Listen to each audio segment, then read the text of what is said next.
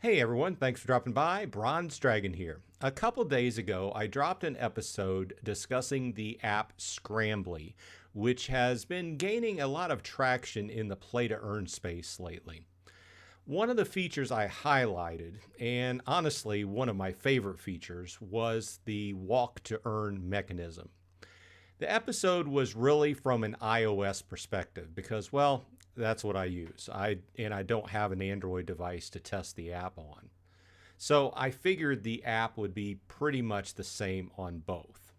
Immediately after that video went live, I had some viewers start posting in the comments section, "Hey, I'm on Android. I downloaded and installed the app. I can't figure out where that I'm supposed to track my steps and, do the claiming or whatever is involved." I hadn't really even thought about it. So I did some digging, and you're absolutely right. You know what? The Android version of Scrambly does not include the step tracker. So in this episode, we're going to fix that. We're going to look at why it's different, introduce you to a secondary app that's needed on Android called PenguPace, like a penguin, and most important, do a side-by-side comparison and analysis. Does the Android workaround pay as well as the seamless iOS experience? Well, that's what we're going to find out, or at least hopefully. And a big shout out to Bobby Two Shirts on Discord, who provided a screenshot of inside his PenguPace app showing the step counter so that I could do a lot of this comparison. So thanks, Bobby. Okay, to understand the difference, we first need to establish the baseline. Here is the ideal scenario in my mind, Scrambly on iOS. As you can see, the walk to earn feature is native right at the top. It's built directly into the application's core interface. From an analyst perspective, this is low friction UX or user experience. When you first set it up, Scrambly asks for permission to read data from your Apple Health app. You hit allow and you're done. From there, it will track using your phone or watch's internal sensor and report it. You don't need to open the app to track steps. You just walk around with your phone in your pocket.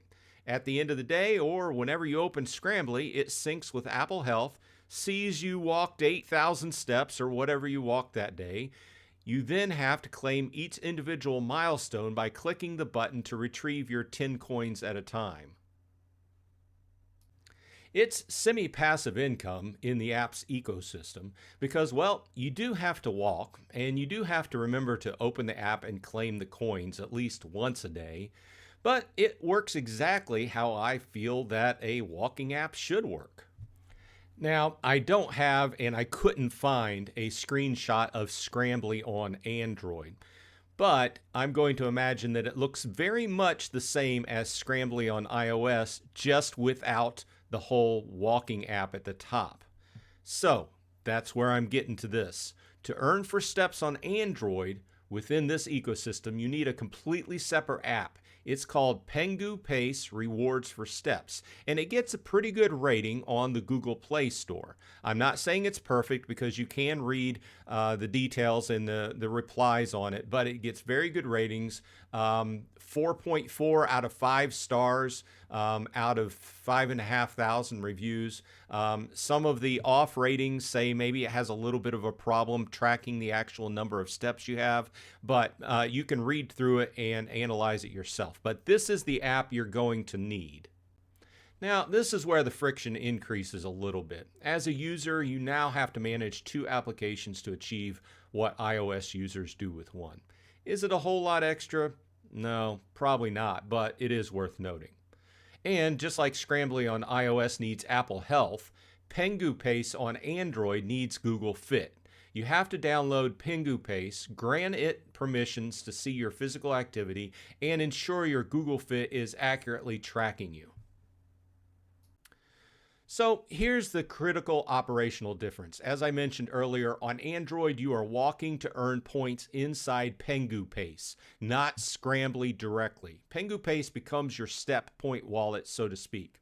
So if you're using these apps on Android, let me know if you've had any issues setting up or using PenguPace to track your steps in the comments section below. The key takeaway here is that there's an extra step needed on Android, and you basically have to have an extra app that is taking up a little bit more battery usage.